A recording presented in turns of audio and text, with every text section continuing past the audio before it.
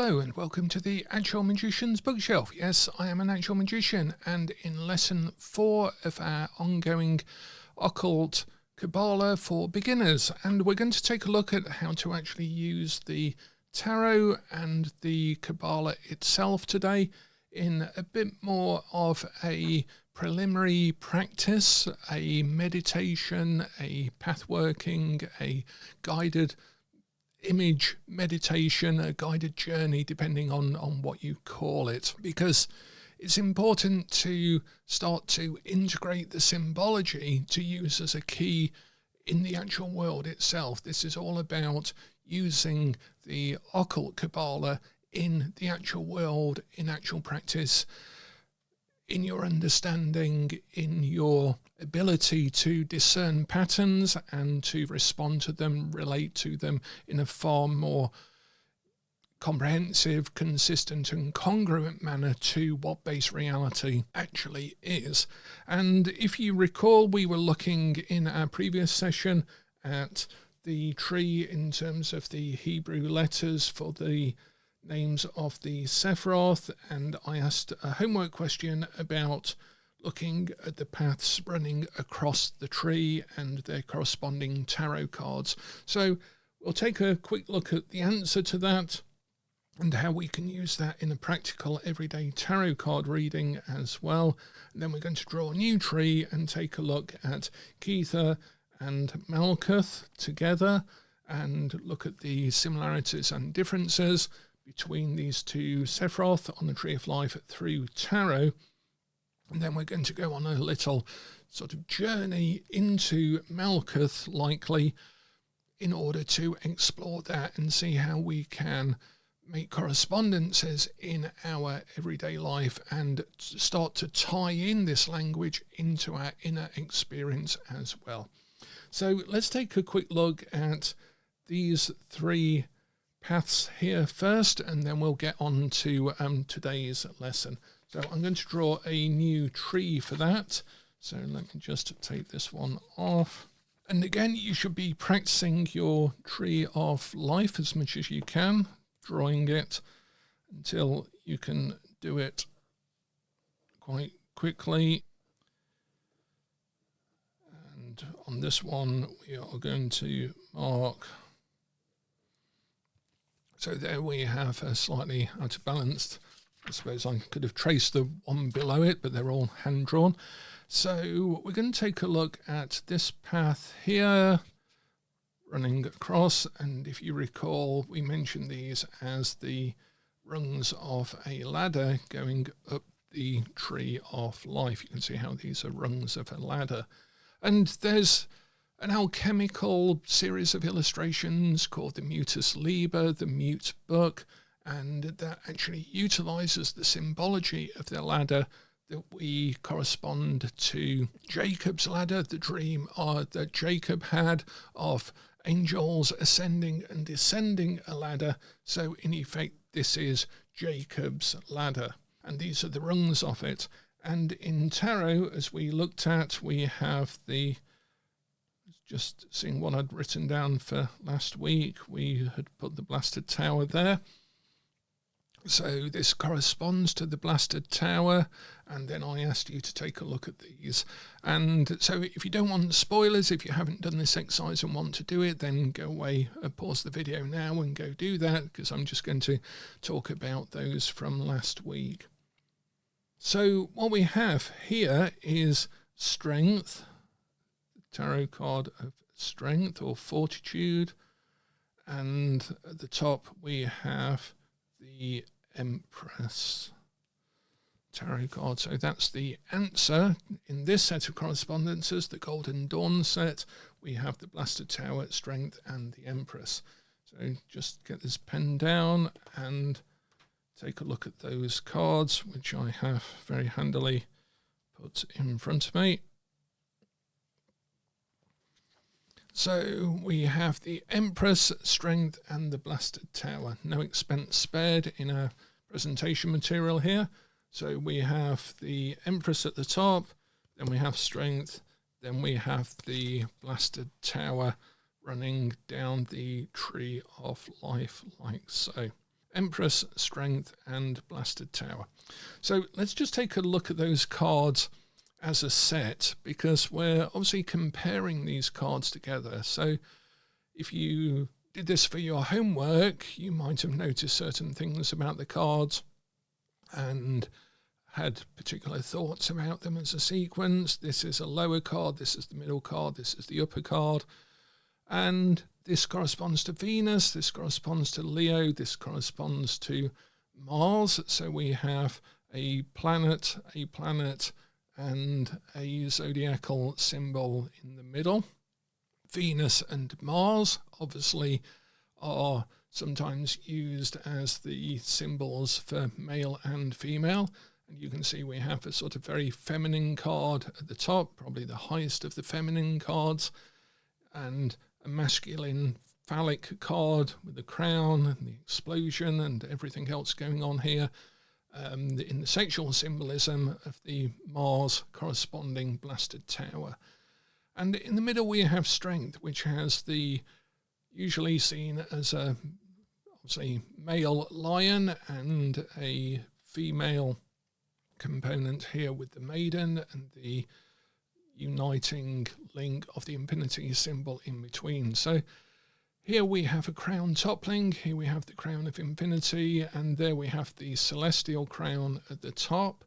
And obviously these are all under Kether, which means the crown. So we have three forms of crown on these three rungs. So if we look back on our map and our diagram, we have the Empress, Strength, and the Blasted Tower, and we have the crown of Kether at the top. So this is the crown that we see. So that is Kether or Keter, which we looked at briefly last week as well. So we have the crown, then we have the Empress, then we have Strength, and then we have the Blasted Tower sort of coming down the tree in ascending grades. So here is the most unified because it's closer to the point of unification at the top. We have nature and love, Avavar, and Akkad, meaning unity, being both 13 and adding together to make Yod Hey Vav Hey, all of this symbology with the Venus symbol being the only one that you can draw on the Tree of Life to cover all of the Sephiroth. So therefore, Venus, love, unity are all seen as equivalences in symbolism, and these are because they are close to the crown at the top. So in a tarot card reading, even an everyday one, when the Empress comes up, it's very much about finding this unification, finding this perfect balance, finding this harmony, finding this natural flow, rhythm, and relationship, more importantly, relationship between the active and dynamic side of things and the receptive, passive side of things, the constructing side of things. So here we have the force and here we have the form on the two pillars, and the Empress is the sort of answer to the question really that I asked last week. Is the Empress is a symbol of relationship, as all three of these are, and the Empress is the highest symbol of right relationship, and it is unified. It's one and the same. Everything is together in the mix. So it's holistic, it's whole, it's not exclusive of anything, it comprehends all things and so forth. So when the Empress comes up, we can read into it all sorts of meanings about nature, about pregnancy, about the feminine, about love, about it being whole, all of the other readings. I sometimes read it very much as sort of having the patience to allow things their season and their time. I see this as quite transcendent of time. Everything has its season, and that's what we can read into it as well for the person. We can read into it that big pattern, that overall pattern in their lives that everything has to be included, everything has to be whole, everything has to be understood. You can't leave anything out of the situation itself. You can't ignore anything. And similarly with strength then, we have a different sort of relationship, but it's still a relationship. Now that unity, that eternity has been moved slightly out of the actual situation, and now it's a bit more separative because it's between Hesed and Geborah on the Tree of Life. So the middle sort of Sephiroth of the two pillars are now, Hesed is pumping out, Geborah is trying to control and manage things. So this is Geborah, this is Hesed, not the other way around. And Hesed is trying to roar energy into life. Geborah is trying to control it and structure it and form it and make sense of it and everything else. So this is about finding a right relationship in a dynamic way. It means it's more separative than this, but it still requires work and some harmonizing, some balancing, some adjusting, some compromise, some push and pull. This is literally the push and pull of the entire universe at work on the map, because it's now moving further down from the separative state. Can you see how putting them on the map actually helps us understand the cosmological, the big patterns, the actual, when people say, oh, the major arcana are archetypes, well, they're not. They are illustrations of patterns that we tend to then perceive universally and therefore are archetypal in that regard, but they are not the archetypes or archetypes. These are pieces of cardboard with pictures on. So strength is that middle relationship where we've now got some work that needs doing, some separation, so therefore they need to be bound together. Arthur Edward Waite talks about this being the yoke of divine union, the flowers being the loving yoke of duty, but divine duty being bound to higher principles that we see with the flowers of the crown, which have been taken from the garden of the Empress, the garden of unity. We are now trying to wear and bring back that unity at a lower level. And you can see how this is an interesting card to have in a relationship reading, as is this, as is the Blasted Tower. Obviously, 3 out of 5 readings that we tend to do as actual tarot card readers are relationship readings. So again, it's useful to have this in the back of your head, because you can see the potential within a relationship of working with these cards if they turn up in a reading, or any of the other cards on the tree.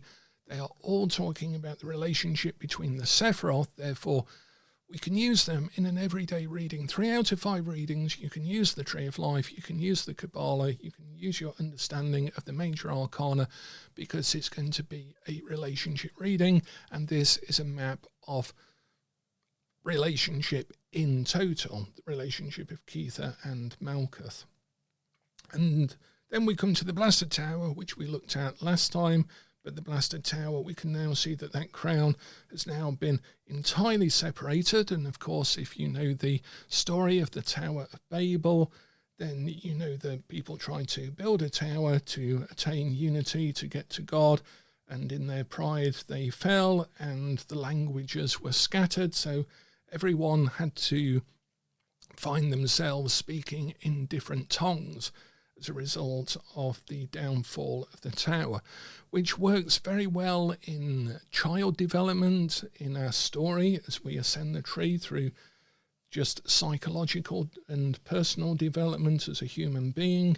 It also works in a narrative sense, it works in a mystical sense. And in terms of relationship, you can now see that this is when two people are just really not talking to each other, or they're talking, but they are trying to find that unity, but now they're quite far away from it.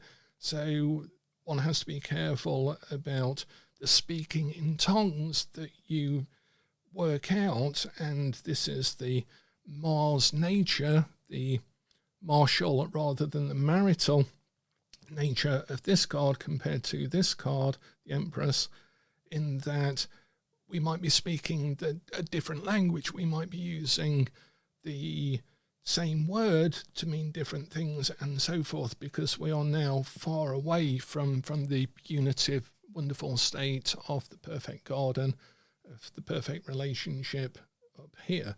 So again, this is the fall of man, fall of woman, fall of humanity down to the separative state as well. And we have all of that story bound up in just 3 tarot cards on the Tree of Life, and we can make these correspondences and we can apply them in real readings. So I hope that makes sense to ways of using and meditating on the cards, contemplating them, but then applying their lessons to our real readings, our everyday life as well, holding this in mind as a map of the ideal state, the ideal relationships, and then working towards those as well. Now, we took a look at Kether, so we're going to move on to taking a look at Kether and Malkuth. So Kether up at the top is spelled Kaf Tau Resh, which corresponds to the wheel, the world, and the sun cards, the wheel, the world, and the sun. And we looked briefly last week at how that's a map, an illustration of pure everythingness, undifferentiated, undefined, pure light, the Ein Sof Eir, the limitless, endless light. And suddenly it gets spun, depends which way we take Kether, but it gets spun into existence in time and in motion. It then gets manifest, or in effect it starts from the light as well, and the light becomes manifest and then spins itself into existence. I just had to have a starter motor replaced in my car, and I was very much reminded of how a car has to start from nothing. In effect, you turn a key and the engine just doesn't magically start. A whole series of things has to happen, but you have to have the starter motor to actually give the jolt to the main system of the engine in order to get things started. And I was reminded about the little clicking noise that the starter motor was making with the sun was not really engaging with the world or the wheel. And then I was thinking about the brushes that go in the starter motor to actually transmit the electricity in order to move a piston, in order to do X, Y, and Z to get the whole massive engine block started and all of the pistons going and everything else. But it starts with a little unit of a starter motor, which is very much the Kether of the entire universe. And so, the sun, the world, and the wheel really have that rotation, that manifestation, that light, that spark of electricity that has to happen in order to get things going. We have to have the starter motor at the top. But then when we come today down to Malkuth, which is spelled Mem, Lamed, Kaf, Vowel, Tau. Again, the Hebrew doesn't have vowels, or letters for vowels. So Malkuth, and also obviously it's transliterated into English characters. So it's Mem, Lamed, Kaf, Vowel, Tau. And in this case, Tau is at the end, so it's pronounced Malkuth. And this gives it a sort of feminine plural ending in Hebrew. And these letters, quite interestingly, also spell out something, because Hebrew letters are also words in themselves from their origination as characters. And Mem means water, Lamed means goad, ox goad, Kaf means specifically the palm of the hand. And I've covered this in other videos, but I can't cover it enough because I still think it's one of the most miraculous things about Kabbalah, about the Hebrew language, and about all patterns in life. There's something very similar in Carl Sagan's Cosmos, I think, Contact book called Contact. At the end, without spoilers, there's a very similar lesson, I guess, in that. It's not in the film version with Jodie Foster. There's something quite nice that they do at the end for a similar sort of thing. But in the book, it's even cleverer about the existence of a creator and how that would be seen from a scientific point of view. So mem, lamed, kaf, vow, tau. So vow is nail and tau means cross. So in Hebrew, and this has always been in Hebrew all the way from the first signings of the actual alphabet, mem signifies water, lamed signifies goad, like an ox goad, like you whip someone or whip something with it, kaf, palm of the hand, vow, nail, tau, cross. And again, if you've not seen this in any of the other videos, then maybe you'll have opportunity for a sort of raised eyebrow in this. What does that bring to mind? A story that involves water, whipping, palm of the hand, nail, and a cross. Surely that all of that symbology together can only remind you of the crucifixion, specifically of Christ in the Christian teaching.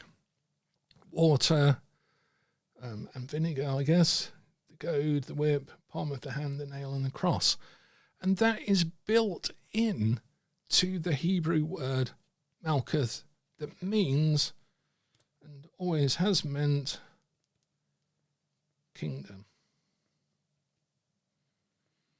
So the kingdom is spelled in Hebrew and pronounced, said, Malkuth, Malkut, and those letters in themselves, long before 0 AD, 0 BC, water, goad, palm of hand, nail and cross. It's been embedded there for perpetuity. And that to me is a mind-blowing thing. I do not understand how that has come to be. But this is one of the mysteries and one of the many, many, many, many, many mysteries about looking at Kabbalah, that you start to find all of these patterns. And I know there's books like the Kabbalah Decoder, not to be confused with the Kabbalah Decoded, and things like the Bible Code, and that was very popular for a while, that there were all of these weird, mysterious acrostic patterns that you could discover in the Bible, and Kabbalists have been doing that again since the dawn of Kabbalah, looking at the Hebrew letters, arranging them in particular patterns, and finding mysteries and resonances and correspondences through that. But there's a beginner's one, and yet possibly one of the more profound of patterns embedded in Occult Kabbalah. And this obviously also then comes to our tarot cards through correspondence. So Kether is our starter motor of the universe, and Malkuth is the kingdom that receives it and returns it. And this is the vehicle of the universe in this sort of analogy correspondence. So let's have a look at Malkuth then in terms of tarot cards. And where do we go here? So we took a look at Kether. So Kaf, Tau, Resh. So we've got the light, the universe and time, matter, energy and time. Basic fundamental building blocks of the entire universe are in these three cards. So when they come up in a reading, we know that matter, time, matter like space, time and energy are really important in that person's life. Their space, whether it's just their personal space, their office space, their home space, their time is fundamental. Their energy and where they are putting their time, attention, and the light of their presence in the world is fundamental to the reading. It's part of our big pattern thinking within an everyday reading, whether it's how do I get a promotion at work and so forth. When these big cards come up in it, with our Kabbalistic knowledge, we can really apply it to not just their specific situation, but their entire life as well. So it means that we don't waste the opportunity for a fundamental shift in that person's life during the reading, because we can go deep, we can go high, we can look at the bigger patterns as well. So that's Kether. And then when we have Malkuth, we have we have two cards that are the same. So which card do we take out? We take out Resh, we take out the light. So for Malkuth, coming from Kether, the spelling of Kether meaning crown to Malkuth meaning kingdom, we just have to take out the light. So can you see how the symbology is already now starting to make weird sense? That by the time we get down to Malkuth and we get down to the Ten of Pentacles in the Minor Arcana, the furthest from the four worlds in the four suits, from the Ace of Wands, which is our starter motor, that's a little piston that comes out, and then all the way down to the gate at the bottom of the Ten of Pentacles, way down at the bottom of the Tree of Life, where we then have the little child with the hand on the dog that becomes the Fool and returns the whole journey, because the engine now starts spinning. So we take out the light, and then we end up with Mem, that we mentioned before, as water, Lamed, which is justice, corresponds to justice. Then we have MLK, we have the wheel for Kaf, as we saw in Kether. And then we have the vow, which is the nail. And we see the little nails on the crown here for vow, which means nail. It corresponds to the Hebrew letter vow. And then our final Tau, again, which is in the middle of Kether. So Kaf, Tau, Resh, and then we have the Tau, which is now dropped down from the middle of Kether all the way down to the end of Malkuth, having removed the light, which is in Kether. So we have, again, just move this over here. Oops, now I dropped all of the cards, so I'll go and pick those up in a second. So Kaf, Tau, Resh, we take out the light and we drop these two, which is basically time and matter, time and space, Kaf and Tau, and we drop that Tau all the way down to the end, and that Kaf that started off the whole thing is now existing in the middle of the kingdom. So let me pick up my cards and we'll take a look at how we can then explore Malkuth, the kingdom. Okay, so we have Mem, Lamed, Kaf, Vow, Tau, which spells Malkuth. So in my hand I have the kingdom and the illustration of that in a sort of serial piece of artwork.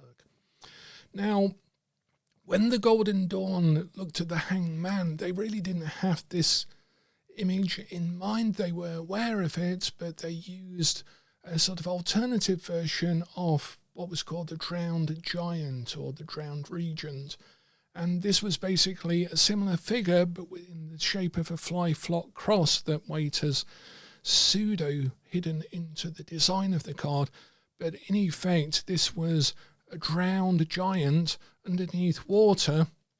We can see this in the Waite-Trinick images, so I'm just going to get that in a second.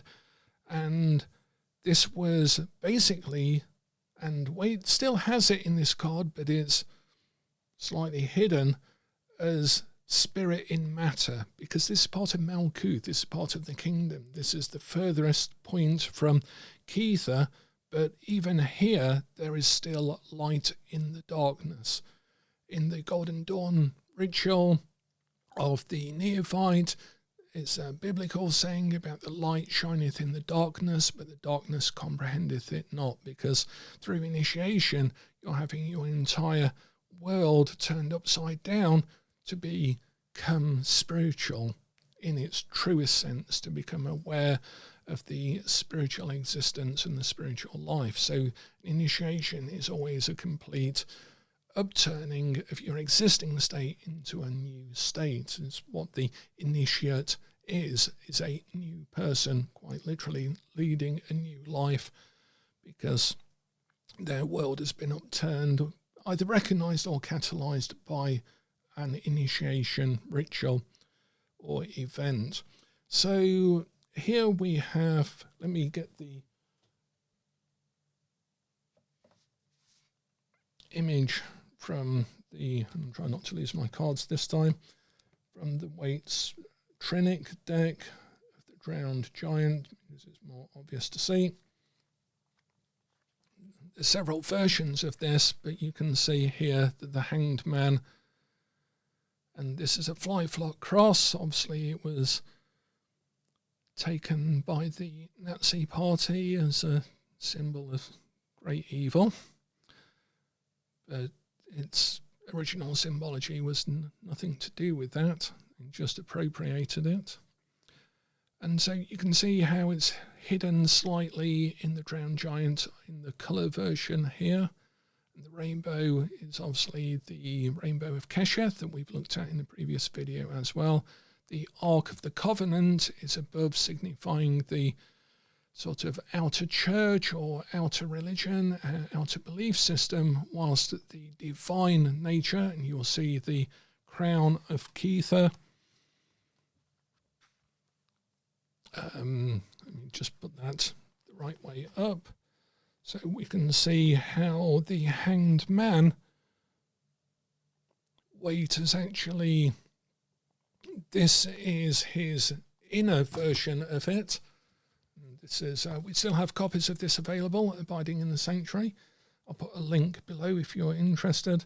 But you can see how that was intimated really by the Hanged Man.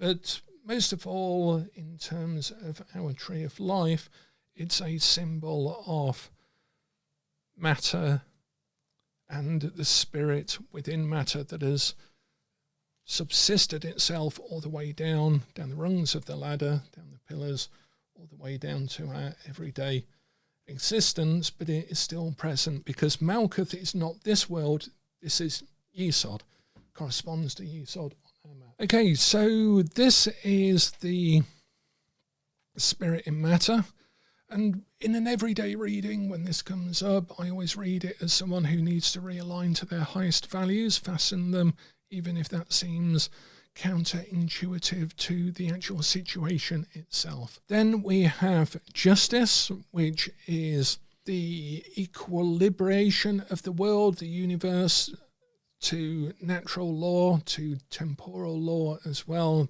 both justice above, justice in terms of human justice and fairness, but also, more importantly, or the concept of mart, of measurement, of divine justice. Obviously, Waite was aware of the ancient Egyptian teachings of mart and the hall of judgment, the hall of double truth, both the truth in ignorance, the truth in awareness as well. And this is the card of the divine balancing that's going on in everything. You can also see it in a sense of karma, cause and the effect in real time in justice. We looked at the wheel. This is time. This is unity. This is the connection of all things. The Hierophant is here. The interface is the representation of the spiritual world in the external world, however that may be, whether that's through occultism, spirituality, through symbology, through sacramentalism, and through religion of all forms. This doesn't have to just be a Hierophant of one particular religion. Hierophant means revealer of the sacred, hierophantus, so it's anything that reveals the sacred. And Waite really believed that everything reveals that everything is a sacrament, that everything is symbolic of the divine truth that's underneath all things.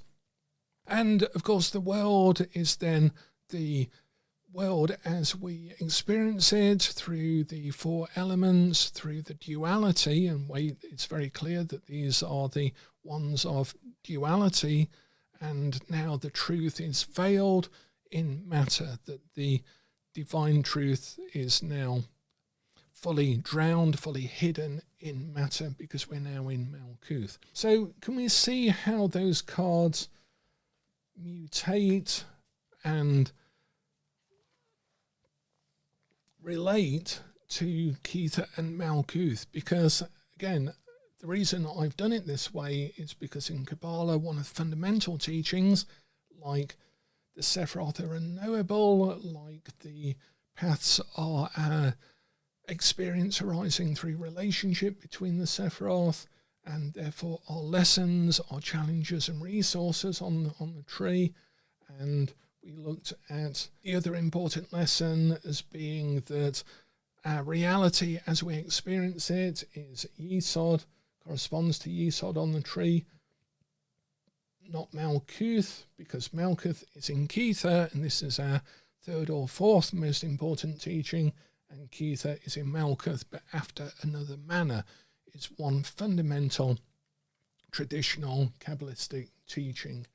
And in a sense, the universe card, or the world card, which we have corresponding to the path here, is our experience of the world. This is where we're driving the vehicle from down here, and the starter motor is up here, and the whole engine is working ideally. And if you're doing a tarot card reading and a Major Arcana pops up, always think of it as a little bit of a noise or a warning light on the dashboard of the cosmic engine. Because if someone is experiencing any situation in their life where the strength card has come up, then that is fundamental to every experience that they have to do with strength in their life. Past, present, future, it's being flashed on the cosmic dashboard for them to pay attention to. And quite often you'll find, as I often joke about, that it's manifesting in all sorts of areas of your life, things that you may not be directly associated with. For example, a starter motor going in a car quite often means that someone's motivation is not where it should be, and it needs refiring, reattaching, reassembling, disassembling and completely reassembling, or even replacing entirely with a new starter motor. And so these patterns really resonate throughout our life itself. Now, that's in terms of, I hope in this video, in this lesson, I've given us some ideas for how we can really apply our developing understanding of the Tree of Life and the Major Arcana and correspondences and the Hebrew letters and so forth, to deepening, really enriching our everyday readings for people. We don't have to apply it, we don't have to use it, but it is there as an option. It allows you the breadth, the depth and the height to really extend your reading all the way as far as you want to go with it into a person's life. You can just be aware of it, make a note of it, and slightly apply it to a reading about someone who wants to get a job promotion, but you might not mention it at all. But it gives you the option, and that's really important. And to close, what I would like us to do is take a look. I always put the hangman the wrong way around. I guess that's the nature of it. Is to consider how we might then start to engage with the cards in a more active, magical and practical way. Now, the first thing I would recommend, there's all sorts of ways we can use these as talismans. We can use them in ritual. We can apply them in our everyday life in all sorts of ways. But as I hope has been clear from the previous 3 videos, I really believe that it's far better to learn the language. You can go to a place without understanding the language. That's perfectly fine, but you're likely to get on the wrong train at some point. It's far, I think, just from an educational point of view to me, and in terms of a structured way, and certainly the way I went about it, it's not always, but mainly, better to learn the basics first, get a little bit of the basic vocabulary down, the basic map down, and then you can have as much fun as you want adventuring, and also you end up being freer to explore and make your own journey, having got those basics. If you don't and you just throw yourself into it, that can be an adventure. I'm not decrying it as a spiritual approach, but sometimes it can get you entirely lost, and sometimes it means that you can only stick to certain tourist routes and never get off the beaten track because you don't have the capacity, you don't have the awareness, you don't have the language, you don't have the relationships and so forth that can be built up and save you a lot of time by learning and experiencing things at the beginning. Right, sermon over. So one way of starting to do this is by a bit of contemplation and a bit of active path-working guided visualization. What you can do is put these cards out in front of you. For example, if we want to explore Malkuth, which I'd give you as your homework if you're doing the homework from these sessions, and you spend a moment, you close your eyes, you open your eyes and you take a look at the first card, and you have these all laid out in a row. Mem, Lamed, Kaf, Tau, Val, Tau. And you open your eyes, you look at the hangman, you close your eyes again, and you visualize either, you can do it one of 2 ways, a portal or a veil or a door with the card drawn on it. It could be carved, it could be painted, it could be drawn, it could be just a card hung over the door. And then you walk through it and you visualize yourself. I usually take a deep breath in, then a deep breath out. And sometimes I just let the door go by me like that rather than try and force myself into it. As I breathe out, I sort of allow the door to come by me like that. And so it sort of passes me by, and now I'm in a space. And I allow images to arise. It could be a full landscape, it could be a room, it could be a figure, it could literally be the hanged man. And then what I want you to do is take a moment in that space, and if you want, you can give a sort of mental message. You can even say it out loud, although it's best to do it inside. And it keeps the hierarchies a bit boundaried. And you can say to yourself, say to the figure, say to the space, what have I to learn from you at this time? You can also say, what have I to give you at this time as well? These both come from our work with the inner guide meditation, but you can use it with this as well. I used to do this almost every night before I went to sleep in bed with all sorts of combinations of cards. I also used to do it, and here's an advanced tip for practicing readers from the Occult Kabbalah side of things. I also used to do this with my readings. I wouldn't just do the reading at night, and I started this when I was about 13, 14, 15, through that time, and I've done it on and off ever since, is I would visualize the 3-card reading or the 5-card reading, sometimes even a full Celtic cross. Sometimes I would only do part of it, and I would do the same method every evening with my reading of the day or with a reading I wanted to explore further. This is where you come to live the cards come to live you. You have the map, you have the model, you have the structure with the tree of life, and therefore it resonates with the universe itself. And this is the actual magician's life, as opposed to doing magic, spells, and so forth. Yes, you can do those, and yes, I'll be doing lots of videos on that side of things, but it's actually simpler, far more fundamental, far more accessible, and ultimately far more effective and profound to do these simple things first, just with persistence, perseverance, and a bit of practice. So the Hanged Man, and then you take that message, whatever it may be, and then of course you gently open your eyes, you look at the next card in the sequence, which is Justice. You close your eyes again, you see another door, perhaps it's behind the Hanged Man, perhaps it's in the room that you found yourself in that doesn't have a Hanged Man in it, but has a little paper ship that's on a bowl of water, and there's a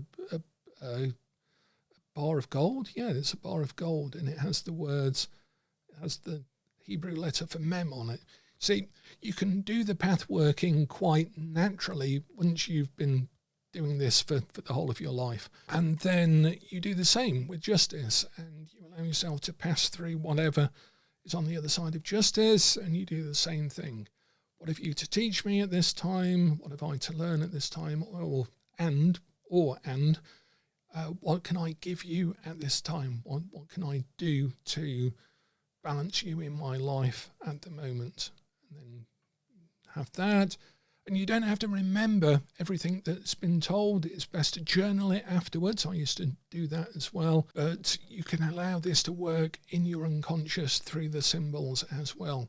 And again, the more you learn, the more you do readings, the more you do this method, it becomes a cumulative practice. One adds to the other, which adds to the other even more, which adds to the other even more, and so on. Very simple practice, but that's why people tend not to do it. They like to go into a big magical circle and wear all of the robes and everything else. All well and good. Again, not decrying that, but it's far better, far more effective to start with the basics, which is why everyone ignores it. Then you do the same with the wheel. Close your eyes, open them again, see the wheel, add that to the next step, and so on, until you get to the world, and then eventually you can open your eyes and the practice is done. You can either journal it then or journal it a bit later, but that's a way of beginning to integrate your own nature, your own individual life, your own time, space, and energy. See what I've done there with Keitha, into the world itself. So it becomes part of your living language and your living experience as well. Because when you start to do this, a bit like the inner guide meditation, all sorts of things start to happen. It is like you start to resonate to very, very specific patterns that are absolutely universal. And this is why they've stabilized over the centuries into certain patterns, because they exist as effective, stable patterns in our relationship to whatever the universe actually is. This is our map. And so, yes, you can become a magician by reading all of the grimoires. My big grimoire pile is just off camera here. And doing the spells and doing the rituals and studying hermeticism and alchemy and all of these other good things. But to become an actual magician requires actuality and actualizing. It requires actual practice. And practice can be boring, but it can be very, very exciting if you let it be, if you give it the opportunity to teach you. So that's where I'd like to leave our lesson. What are we on? We're on lesson 4. I think I'll probably do a 5th lesson with a few more practical things and answer any questions that you might have. So drop those down if you have been watching the videos. And then we'll move on to some other subjects in the Actual Magician's Bookshelf series as well.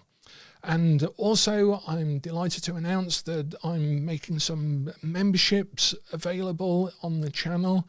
I've been following a YouTube boot camp that they've kindly provided 100 of us on YouTube, and met some really interesting people on that from all sorts of subjects, gamers, Twitch streamers, authors, all sorts of interesting people who are also helping and learning in terms of offering sustainable, interesting, useful things on this particular platform. Although nowadays we have to call them surfaces. We are not on multiple platforms anymore. We are now on several surfaces. And so perhaps I'll leave us on that rather even more abstract note than Kabbalah. So thanks a lot for bearing with me and being with me. It's appreciated. Look forward to offering the memberships and a lot more specific material, individual material where we can get to discuss things that might be more useful specifically, individually, for you as a person as well in your particular journey. If I can help in any way with that, I'd be delighted to do so. So thanks a lot, and until next time, the worker, as ever, is hidden in the workshop.